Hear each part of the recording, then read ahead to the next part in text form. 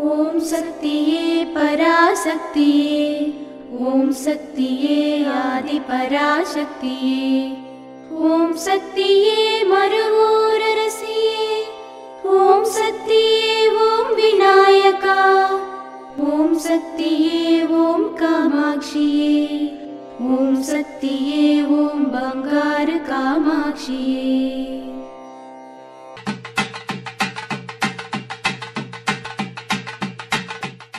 ఓం శక్తివో.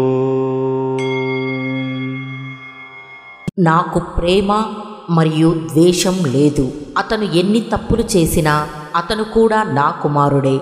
నేను జన్మనిచ్చిన కొడుకులలో ఒకరు హంతకుడు, ఒకరు తాగుబోతు, ఒకరు స్మగ్లర్, ఒకరు అక్రమ వ్యాపారి, ఒకరు తెలివైన వ్యక్తి మరియు మరొకరు పండితుడు. వీళ్ళంతా నా పిల్లలే. నా పిల్లల్లో ఒకరిపై ప్రేమ, మరొకరిపై ద్వేషం లేదు. ఒకరు జ్ఞాని కాబట్టి ప్రేమించడం, మరొకడు హంతకుడని ద్వేషించడం నాలో లేదు. దీని వివరణ ఏమనగా, అమ్మ మనందరికీ అమ్మ, లోకానికే తల్లి అని ఇక్కడ చెప్పకనే చెబుతున్నారు.